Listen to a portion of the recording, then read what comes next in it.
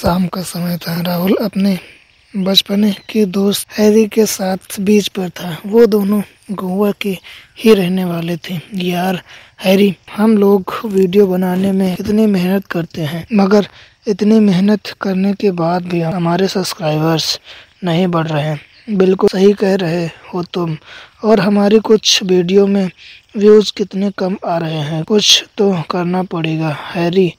ऐसा ही हाल रहा ना तो हमारा चैनल डाउन हो जाएगा। वो तो होना ही था। शुरुआत में जो तूने अपने व्यूवर्स से इतनी बड़ी बातें जो मार दी। अरे यार, शुरुआत में तो सभी तो अपने सब्सक्राइबर बढ़ाने के लिए बड़ी बड़ी बातें करते ही हैं, तो मैंने भी कर दी। मुझे अब ऐसा लगता है कि हमें ऐसी जगह का वीडियो बनाना चाहिए जहां इंसान दिन में भी जाने से डरता हो। लोगों को ऐसी वीडियो में बहुत दिलचस्पी होती है। राहुल, तुम बिल्कुल सही कह रहे हो। मैं एक ऐसी जगह को जानता हूँ। अच्छा, कहाँ पर? गोवा से 10 किलोमीटर पर एक जंगल है। कहते हैं उस जंगल में जाकर बहुत कम लोग ही वापस आ पाते हैं। कहीं तू उस जंगल के बारे में तो बात नहीं कर रहा जो रेड फॉरेस्ट के नाम से फेमस है? हाँ, मैं उसी जंगल की बात कर रहा हूँ। आज रात हम लोग उस जंगल में जाएंगे और वीडियो फुटेज अपने चैनल पर लाइव चलाएंगे। फिर तो मज़ा आ जाएगा दोस्त। मैं ठीक 10 बजे तेरे घर पर आ जाऊंगा और मैं बाइक पर तेरा इंतज़ार करूंगा। रात में हैरी तैयारी करने लगा। तभी उसका बड़ा भाई उसके पास आकर बोला, टाइम देख रहे हो हैरी? रात के 9:30 हो रहे हैं। कहाँ जा रहे हो? भैया, आप तो अच्छी तरह से जानते हैं कि मैं और मेरा दोस्त यूट्यूबर हैं। बस उसी के काम से जा रहा हूँ। मैंने तुमसे कितनी बार कहा है, ये फालतू की चीज़ें छोड़कर कोई काम कर लो, कुछ पैसे घर आ जाएंगे। भैया, आज यूट्यूबर भी बहुत ज़्यादा तरक्की कर रहे हैं। देखना, जब मैं प्रसिद्ध हो जाऊंगा तब आपको मुझ पर गर्व होगा। ये सब बातें छोड़ो। तुम्हें तो पता है ना कि रात का डिनर फादर हमारे घर का ही करते हैं। जाओ, ये डिनर चर्च में फादर को दे आओ। भैया, आप दे आइए ना। राहुल मेरा घर के आगे इंतजार कर रहा होगा। लेकिन मेरी बात तो सुनो हैरी। मगर उसने भाई की बात सुने बिना ही घर से बाहर निकल गया। डैनियल गुस्से से दांत पीसता रह गया और टेपन लेके वो चर्च की ओर चला गया। तुम तो आज अपने छोटे भाई को भेजने वाले थे ना? आजकल के बच्चों को जानते हैं फादर, बड़ों की बात सुनने का समय कहाँ होता है उनके पास। चिंता मत करो, हैरी अभी जवान है। बढ़ती उम्र के साथ उसमें भी समझदारी आ जाएगी। इधर हैरी राहुल के घर पर पहुंच गया। राहुल बाइक पर उसका इंतजार कर रहा था। हैरी उसकी बाइक पर बैठ गया और कुछ ही देर में वो उस जंगल में पहुंच गए। ये जगह तो बहुत डरावनी है। राहुल, जल्दी से अपना आईफोन निकाल। हैरी ने अपना आईफोन निकाल लिया और उसे देखने लगा। लेकिन राहुल, यहाँ पर तो नेटवर्क ही नहीं आ रहा। ठीक से चेक कर। राहुल ने इतना कहा ही था कि किसी के कदमों की आवाज़ उनके कानों में टकराई। क्या यहाँ पर हम दोनों के अलावा यहाँ पर कोई और मौजूद है? नहीं यार, यहाँ पर तो वीराने और सन्नाटे के अलावा कोई नजर नहीं आ रहा। तभी उनके सामने एक दुबला पतला आदमी खड़ा हो गया। उस व्यक्ति ने अपने सर पर गोल टोपी लगाया था।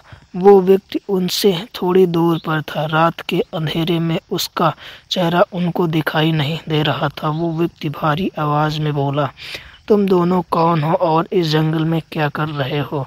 हम दोनों दोस्त यूट्यूबर हैं, लेकिन आप कौन हो?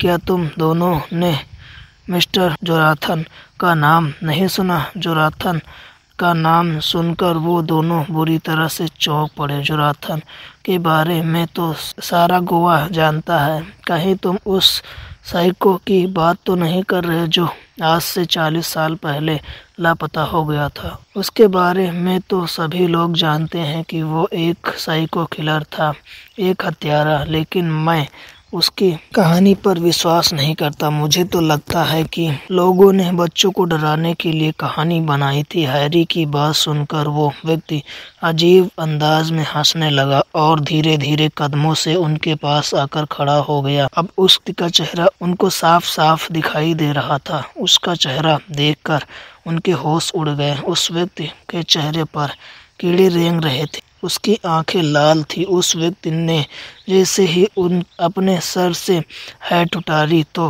राहुल और हैरी बहुत घबरा गए। उन दोनों ने देखा उसका भेजा उसकी टोपी के साथ बाहर आ गया था। अचानक वो मुस्कुराता हुआ उन दोनों से बोला, तुम्हें ये जानकर खुशी भी होगी और अफसोस भी कि तुम साइको और हत्यारा बोल रहे हो। वो कोई और नहीं बल्कि मैं ही हूँ।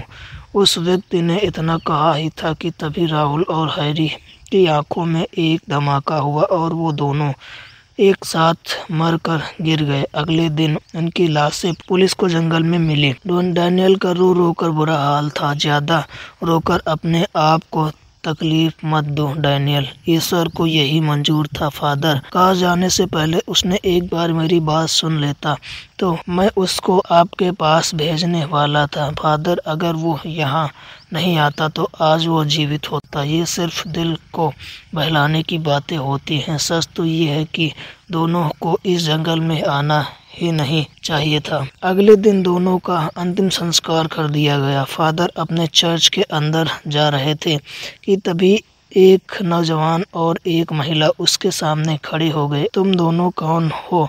मेरा नाम चार्ल्स है, मैं गोवा का नया इंस्पेक्टर हूँ। जी मेरी पत्नी रैना है, ये एक पत्रकार है, हमें कुछ जरूरी बात करनी है। कहो मुझसे क्या बात करनी है? फादर हमें कल के हादसे के बारे में आपसे कुछ पूछताछ करनी है। मैं आपकी बात का मतलब नहीं समझा फादर। बात यह है कि जिस जंगल में उन दोनों की लाशें मिली, उन दोनों की हत्या ठीक उसी प्रकार हुई है जैसा आज से 38 साल पहले गोवा में हुई थी। हमें डर है फादर, जो साइको जो 38 साल पहले गोवा में आतंक फैला दिया था, कहीं वो वापस तो नहीं आ गया।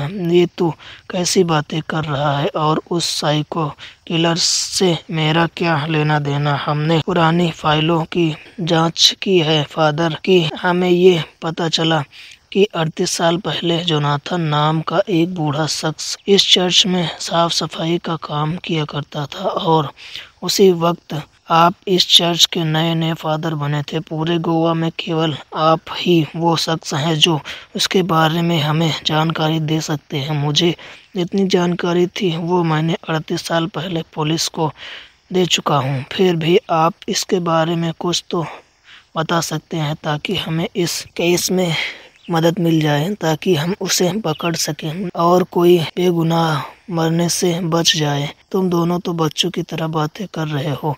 जोनाथन 38 साल पहले 55 वर्ष का था और अब तक तो वो मर गया होगा। और फिर उस रेड फॉरेस्ट के बारे में कौन नहीं जानता? वो जंगल एक हॉन्टेड जंगल है, वहाँ तो लोग तो वैसे भी लापता हो जाते हैं। फादर फाइल्स के मुताबिक जोनाथन उस फॉरेस्ट में पुलिस से बचने भागा था और उस दिन के बाद वो आज तक नहीं मिला। लेकिन कल की हत्याएं बता रही हैं कि फादर वो अभी भी जीवित है। ठीक है, अगर मेरी वहाँ जाने से तुम सबको मदद मिलती है तो मैं वहाँ जाने के लिए तैयार हूँ।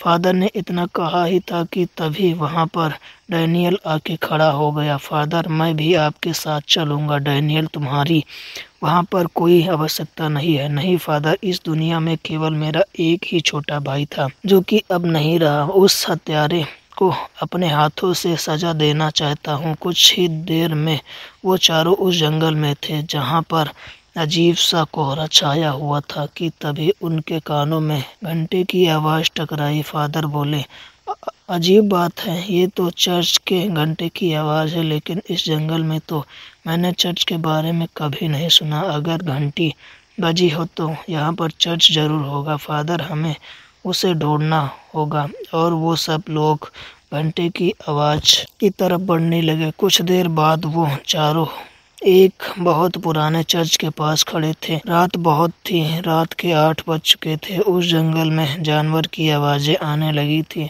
वो चारों धीरे धीरे उस चर्च के अंदर जा रहे थे। वहां का मंजर देखकर उनकी आंखें फटी की फटी रह गई। चर्च के बाहर एक भयानक मूर्ति रखी थी। अजीब बात है, इस तरह की मूर्ति जो जोनाथन बनाया करता था। मैं आपकी बात का मतलब नहीं समझा। वर्षों पहले जोनाथन ईश्वर का भक्त था, फिर पता नहीं अचानक उसे क्या हो गया, उसकी दिलचस्पी मूर्तियां बनाने में लग गई और वो अजीब गरीब दिखने वाली मूर्तियां बनाने लगा और वो लोगों से कहता था कि ये मूर्तियां रात में उससे बातें करती हैं। उसके बाद वो चर्च से चला गया। चर्च से जाने के बाद गोवा में हत्याओं का सिलसिला शुरू हो गया। रिपोर्ट के मुताबिक वो पूरी तरह से साइको हो चुका था। वो लोगों को इस बात पर बड़ी बेरहमी से मार देता था कि वो ईश्वर के भक्त क्यों हैं। एना ने इतना कहा ही था कि तभी एक हवा का एक झोंका उनके पास से गया और अचानक किसी के आने की आवाज़ आने लगी और कुछ देर में वही दुबला पतला आदमी उनके सामने खड़ा था। वो उनसे थोड़ी दूर था। उसका चेहरा किसी को साफ दिखाई नहीं दे रहा था। ऐसा कैसे हो सकता है?